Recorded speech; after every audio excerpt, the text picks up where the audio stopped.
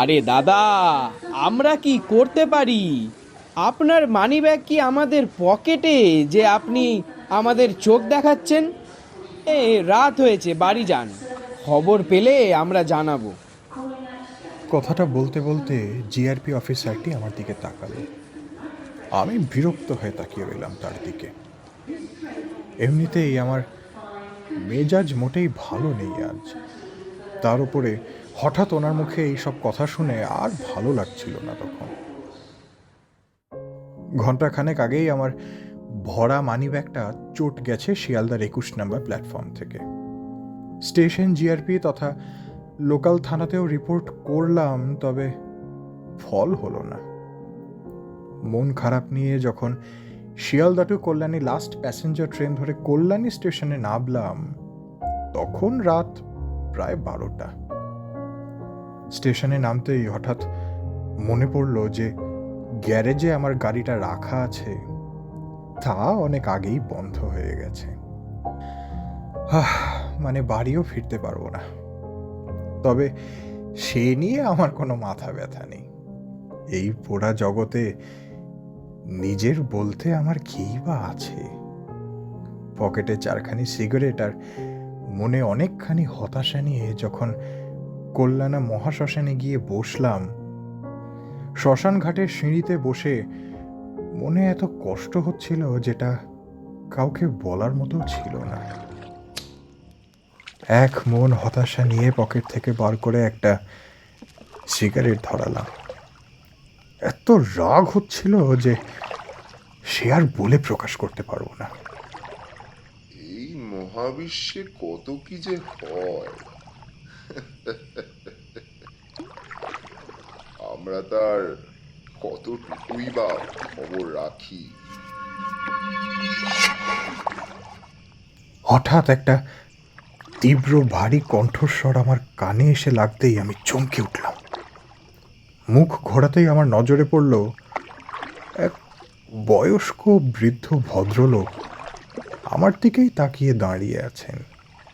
ওনার এমন কথায় কি জবাব দেওয়া যায় তা না বুঝে আমি আবার ঘাটের দিকে মুখ ফেরালাম। উনি হয়তো বুঝলেন আমার মন মোটেই ভালো নেই, তাই আমার পাশে এসেই বসলেন। আজ এই মুখো কেন? জীবনের মহত্ব খুঁজে পেলে বুঝি? আমি খানিকটা নড়ে চড়ে বসলাম। এই ভদ্রলোককে আমি চিনি না, কি জবাব দেব কিছুই বুঝলাম না। তাও আমার মন চাইল বলতে, তাই একটু তীক্ষ্ণ স্বরেই বললুম, ওই আর কি, কাজের চাপ, তাই সময় কাটাতে একটু এপারে এলুম।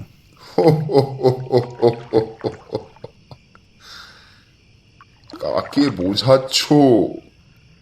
তুমি আমায় নাই বলতে পারো সবটা, তবে আমি যে সব বুঝি।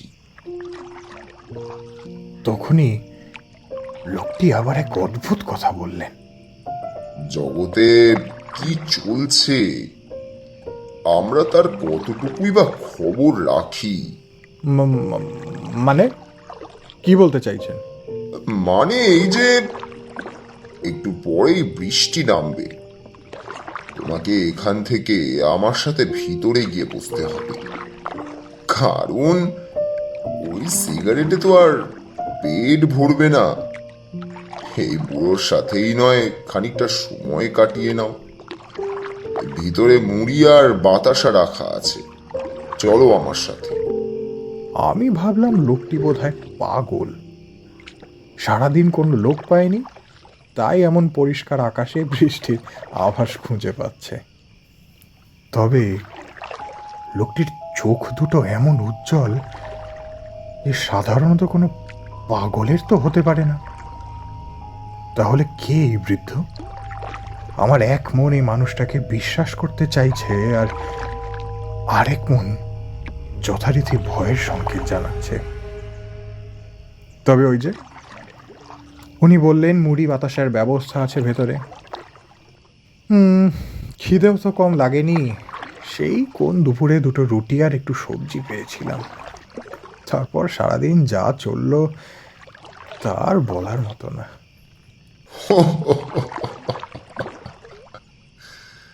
কি ভাবছো? হ্যাঁ, আমি পাগল? তা পাগলের প্রলাপ ভেবেই চলো নয়, তোমার কোনো ক্ষতি হবে না, উল্টে সারাদিনের মন খারাপ মুছে যেতে পারে। আমি 1 মিনিট চুপচাপ তাকিয়ে রইলাম ওনার দিকে। তারপর আর কোনো কথা না ভেবে ওনার সাথে গুটি গুটি পায়ে শ্মশান ঘাট থেকে উঠে বাঁ হাতের এক জঙ্গলের ভিতর দিয়ে যেতে শুরু করলাম।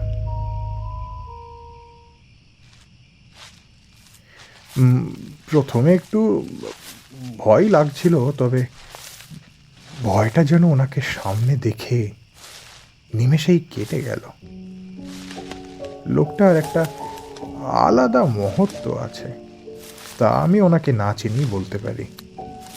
খানিকক্ষণ হাঁটার পর গঙ্গার পাড়ের ছোট্ট একটা গুমটি ঘরের কাছে এসে দাঁড়ালাম। ঘর বললে ভুল হয়, একটা ছোট্ট আস্তানা বললেই চলে। মাটি দিয়ে তৈরি, ওপরে ছাউনিতে নানান ধরনের প্লাস্টিক আর এক মস্ত টিন লাগানো আছে। ওনার কথা অনুযায়ী বৃষ্টি যদি হয়, বৃষ্টির ঝাপটা থেকে এই জায়গা বাঁচিয়ে দিতে পারবে। এই, এসো, ভিতরে এসো। মনে হাজার আশঙ্কা আর পেটে খিদে নিয়ে ওনার ওই গুমটির ভেতরে ঢুকলাম। ভেতরে বেশি কিছুই নেই, একটা ভাঙা তক্তপোষ আর ডান দিকে ইটের তৈরি বসবার জায়গা মতো করা। তার উপরেই উনি আমায় ইঙ্গিত করে বসতে বললেন। আমি চুপচাপ তার উপর গিয়ে বসলাম।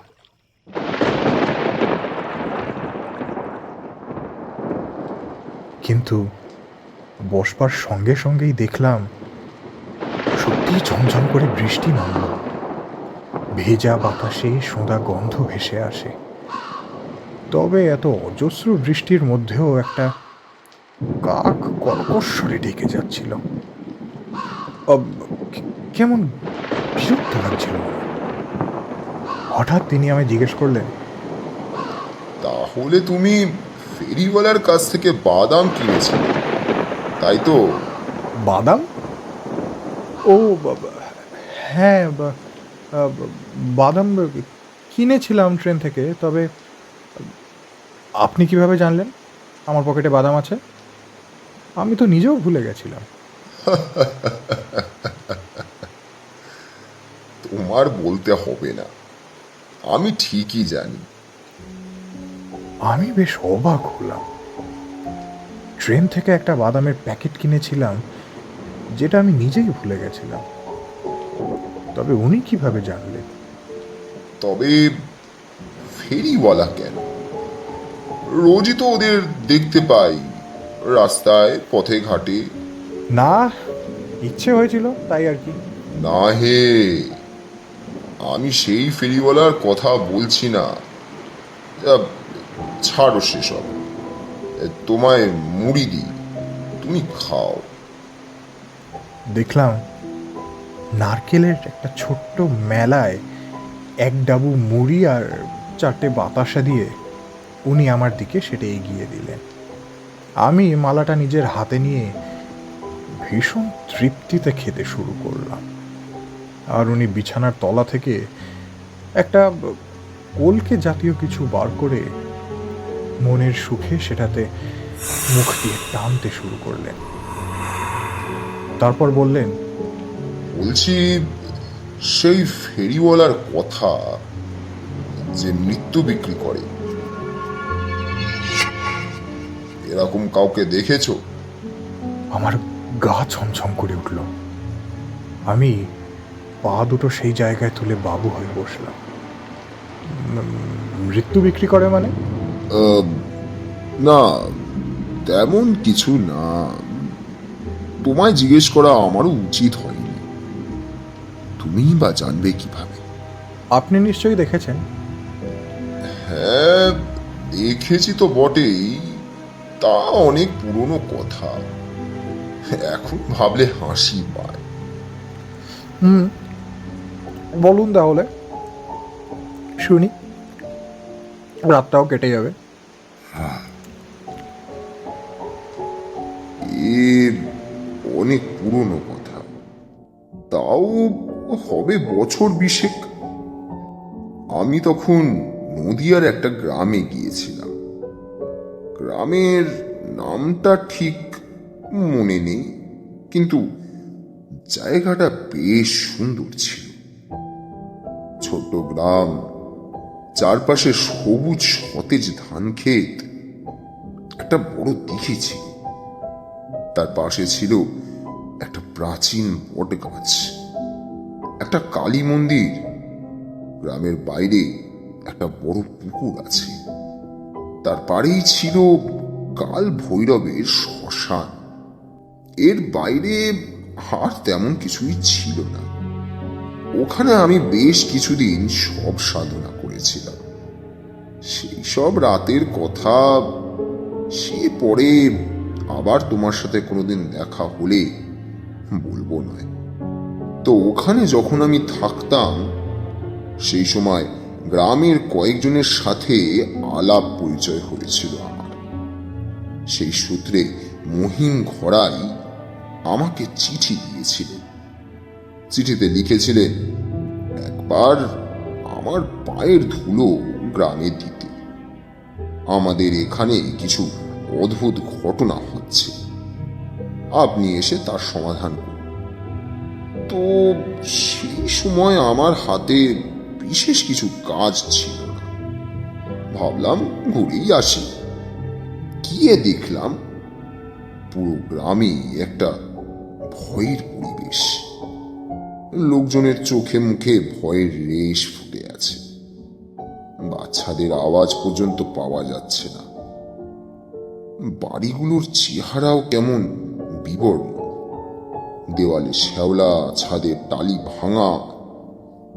মহিমার সাথে আরো কয়েকজন একসাথে এসে আমাকে ঘিরে ধরলেন। মহিম সবার প্রথমে বলতে শুরু করেন, ও, আপনি এসেছেন?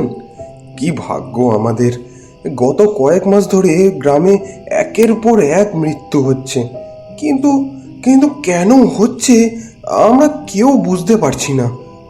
আমি বললাম, শরীর থাকলে রোজ জ্বালা যন্ত্রণা থাকবে। জন্ম যেরকম হবে, মৃত্যুও একইভাবে হবে। এতে অবাক হওয়ার কি আছে? তখন পাশ থেকে আরো একজন বললেন, সেটা তো জানি কমলনাথ বাবু, কিন্তু একটা ব্যাপার আমরা লক্ষ্য করেছি। বেশ কয়েকদিন পর পর গ্রামে এক ফেরিওয়ালা আসছে, আর গ্রামের যেসব বাড়ি থেকে তাকে ডাক দিচ্ছে তার কাছ থেকে কিছু কিনছে বা দরাদরি করছে। সেই বাড়ি থেকেই কারোর না কারোর মৃত্যু হচ্ছে। আমি একেবারে চমকে তাকালাম। কি বলছেন? মহিম মাথা নাড়লেন। আমি সত্যি বলছি, গত 5 মাসে এই গ্রামে 7 জন মরেছে। আর প্রতিবারই মরার আগের দিন ওই ফেরিওয়ালা ওই বাড়িগুলোতে গেছে। তার উপর ওই ফেরিওয়ালার আসার সময়টাও খুব অদ্ভুত, বিকেল আর সন্ধে নামার ঠিক আগের মুহূর্তে। ফেরিওয়ালাটি কেমন দেখতে? লম্বা, রোগা, মুখটাও ফ্যাকাশে। কাঁধে ঝোলানো থাকে একটা লাল রঙের ঝোলা। কিছু লাগবে নাকি এই বলতে বলতে গ্রামে ঢোকে, তারপরে চলে যায়। গলার আওয়াজটাও এমন, শুনলে গা শিরশির করে। কি বিক্রি করে সে? ওষুধ, বলে তো যে কোনো রোগ সারে। আমি একটু ভাবলাম, তারপর জিজ্ঞাসা করলাম, যারা মরেছে তারা কি ওই ওষুধ খেয়েছিল? না, এটাই তো অদ্ভুত। ফেরিওয়ালা এসেছিল, ওরা ওদের বাড়িতে ডেকে নিয়ে গিয়েছিল, কিন্তু কেউই কিছুই কেনেনি। তবু পরের দিন ওই বাড়ি থেকে কেউ না কেউ মরেছে। কিভাবে মরছে? মহিম চোখ নামিয়ে নিলেন। ওনার সাথে থাকা গ্রামবাসীদের মধ্যে থেকে একজন বললেন, অদ্ভুত সব মৃত্যু। কেউ ঘুমের মধ্যে, কেউ বুকের ব্যথায়, তো কেউ পেটের ব্যথায়, কারোর আবার কোথাও কাটাছেঁড়া হয়ে সেখানে ঘা বেড়ে, মানে কেউ আবার পুকুরে ডুবে। কিন্তু সবার মধ্যে একটা জিনিস ফুটে উঠেছে, ওদের মৃতদেহের মুখে এক ভয়ঙ্কর আতঙ্ক, যেন যেন মৃত্যুর আগে ওরা কোনো কিছু দেখে ভয়ে মরেছে। এই কথাটা শুনেই আমার গা শিউরে উঠল। বললাম, আমি দেখতে চাই সেই ফেরিওয়ালাকে, তবে সে কবে আসে? মহিম বললেন, আসার কোনো ঠিক নেই, তবে মাসে একবার তো আসেই। এই মাসে এখনো আসেনি, কাল মাসের শেষ দিন, হয়তো আসবে, তাই তো আপনাকে ডাকলাম। আমি আবার জিজ্ঞাসা করলাম, আপনারা যে বলছেন ওই ফেরিওয়ালা সবার মৃত্যুর জন্য দায়ী, এটা তো নাও হতে পারে। সে আপনি ঠিকই বলেছেন, কারণ কারোর ওপর তো দোষ দেওয়া যায় না। কিন্তু তবুও আমাদের মনের ভেতরে ভয় ঢুকেছে, সেই ভয়টা যদি আপনি বের করে দেন ঠাকুরমশাই। তা আমি থেকেই গেলাম। সারাটা রাত আমি শ্মশানে বসে সাধনা করলাম। আমার মনে হচ্ছিল কিছু একটা গন্ডগোল হয়েছে। এই গ্রামে কারুর একটা অভিশাপ লেগেছে। পরের দিন ছিল আমাবস্যা, চারদিকে তাড়াতাড়ি আঁধার নেমে এসেছিল। বিকেলের অল্প আলো তখনও আকাশে ছিল। গাছপালাগুলোর ওপরে কালো রঙের পোঁচ বুলিয়ে দিচ্ছিল প্রকৃতি। দূরে কয়েকটা কাক উড়ে যাচ্ছে, সব কেমন নিঝুম আর নিস্তব্ধ হয়ে আসে। ঠিক এমন সময় একটা জোরালো হাওয়া ওঠে, আর তার সাথে ভেসে আসে একটা গলার আওয়াজ। কিছু লাগবে? কিছু লাগবে নাকি? আমি আবার এসে গেছি আমার ঝোলা নিয়ে। অনেক রকমের ওষুধ আছে সাথে। চলে আসুন, বেরিয়ে আসুন সবাই। তার গলার স্বর ভীষণ অদ্ভুত ধরনের ছিল, কর্কশ অথচ একটা মিষ্টি টান। শুনলে মনে হয় ডাক দিচ্ছে, কিন্তু ভেতরে একটা অস্বস্তিও হতে থাকে। আমি জানলা দিয়ে উঁকি মেরে দেখলাম, রাস্তায় দাঁড়িয়ে আছে এক ফেরিওয়ালা, লম্বা, খুব রোগা, পরনে ছেঁড়া ধুতি, গায়ে একটা ময়লা গামছা, কাঁধ থেকে ঝুলছে একটা বড় ঝোলা। মুখটা দেখা যাচ্ছে না ভালো করে, চারদিকে এমনিতেই অন্ধকার হয়ে আসছে তখন। সে আবার ডাক দিল, কি গো, কিছু লাগবে? মহিম আমার পাশে দাঁড়িয়ে ফিস ফিস করে বললেন, ওই যে ওই ফেরিওয়ালার কথাই তো বলেছিলাম। আমি একটা লণ্ঠন হাতে করে এগিয়ে গেলাম। লণ্ঠনটা ওপরের দিকে তুলে তাকালাম ওই ফেরিওয়ালার দিকে। তবে সেই মুখ দেখে আমার পা দুটো যেন মাটিতে আটকে গেল হঠাৎ করে। তার মুখটা মানুষের ছিল না, মানে মানুষের মতো দেখতে, কিন্তু ভালো করে দেখলে বোঝা যায় যে সেটা একটা মুখোশ। চোখ দুটো গভীর, কিন্তু সেটা যেন জোর করে কোটরে বসানো, যে কোনো সময় ছিটকে বাইরে বেরিয়ে আসতে পারে। গাল দুটো বসে গেছে, ঠোঁট একেবারে শুকনো, ফাটা, ত্বকের রং ধূসর আর ফ্যাটফ্যাটে। শরীরের ভেতরে কোনো রক্ত আছে কিনা কে জানে। সে আমার দিকে তাকালো। সেই তাকানোর মধ্যে ছিল একটা অদ্ভুত খিদে। তারপর খিক করে হেসে বলল, কিছু দেব নাকি? হ্যাঁ, তার গলার স্বরটা একেবারে সামনে থেকে শুনে বুঝলাম এ মানুষ হতে পারে না, ভেগ ধরে আছে। আমি বললাম, দাও। সে ঝোলাটা নামালো, ভেতর থেকে বের করলো কয়েকটা শিশি, কাঁচের শিশি, কিন্তু ভেতরে যা আছে তা দেখা যাচ্ছে না।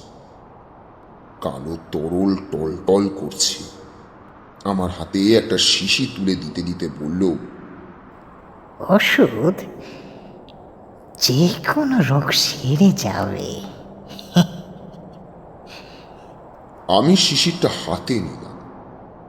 ঠান্ডা, কি ভীষণ ঠান্ডা, সে কি বলি তোমায়। এতটা ঠান্ডা যে হাতে ধরতেই সারাটা শরীর শিরশির করে উঠল। জিজ্ঞেস করলাম, এর দাম কত? ঝোলাটা গুছিয়ে সে হাঁটতে হাঁটতে বলল, দাম দাম আমি ঠিক সময় নিয়ে নেব।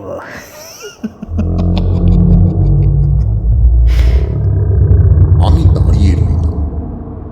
দেখলাম ফেরিওয়ালার পায়ের কোনো শব্দ হচ্ছে না, যেন সে হাওয়াতে ভাসছে। আমি শিশিটা খুললাম। ভেতর থেকে একটা গন্ধ বেরোলো। সেই গন্ধে আমার গা গুলিয়ে ওঠে। ফুলের গন্ধের সাথে মিশে আছে পচা গলা মৃতদেহের গন্ধ। আমার মনে পড়ল, তন্ত্রশাস্ত্রে একটা কথা আছে, কিছু তান্ত্রিক তৈরি করে মৃত্যুর ওষুধ।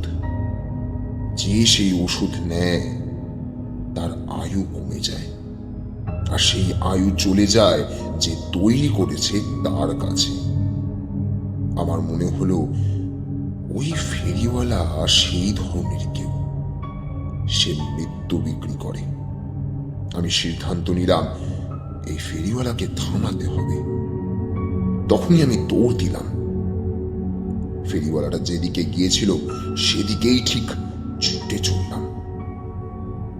দূর থেকে দেখলাম ফেরিওয়ালাটা শ্মশানে ঢুকছে। আমি ওর পেছনে ধাওয়া করলাম। তারপর জোরে ছুঁড়ে মারলাম ওই শিশিটা। শিশিটা ওর পায়ের কাছে পড়ে ভেঙে গেল। ও আমার দিকে ঘুরে তাকালো।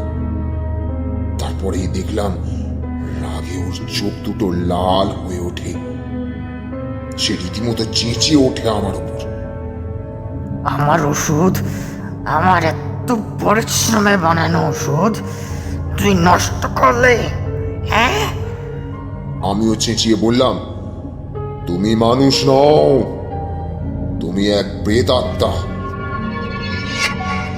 অনেক আগে মরেছ, কিন্তু মুক্তি পাওনি, তাই ঘুরে বেড়াও মানুষের আয়ু চুরি করার জন্য। কিন্তু তুমি ঠিক করে জানো না যে সেটা কি করে হয়। ফেরিওয়ালা মুহূর্তের মধ্যেই আমার চোখের সামনে এসে দাঁড়ায়। তার মুখের ত্বক ফেটে যায়। নিচে দেখা গেল শুধু হাড়। সারা শরীর থেকে চামড়া খসে পড়তে শুরু করে। তারপর সে বলে, ও, তুই চিনে ফেলেছিস? তাহলে তো তোকেও, হ্যাঁ? ওর হাত লম্বা হতে শুরু করে। আমার গলার ওপরে চেপে বসে আঙুলগুলো। আমি মন্ত্র পড়তে শুরু করলাম, মহাকালের মন্ত্র, যে মন্ত্র মৃত আত্মাকে বশ করতে পারে। ফেরিওয়ালা চিৎকার করে ওঠে। ও শরীর কাঁপতে শুরু করে। ঝোলা থেকে একের পর এক শিশি পড়ে ভেঙে যায়। কালো তরল মাটিতে ছড়িয়ে পড়ে, আর সেই তরলের মধ্যে থেকে বেরিয়ে আসে একের পর এক মানুষের আত্মা। চিৎকার করছে, কাঁদছে, আর্তনাদ করছে। ফেরিওয়ালার শরীরটা বেঁকে যায়। মটমট করে হাড়গুলো ভাঙতে থাকে। আমি মন্ত্রটা আর জোরে জোরে উচ্চারণ করতে শুরু করলাম। দেখলাম ফেরিওয়ালা হঠাৎ করে হাওয়ায় মিলিয়ে গেল ধোঁয়ার মতো। শুধু পড়ে রইল সেই ঝোলাটা, খালি, সব খালি। আমি ঝোলাটা পুড়িয়ে দিলাম, মন্ত্র পড়ে সেই জায়গা শুদ্ধ করলাম।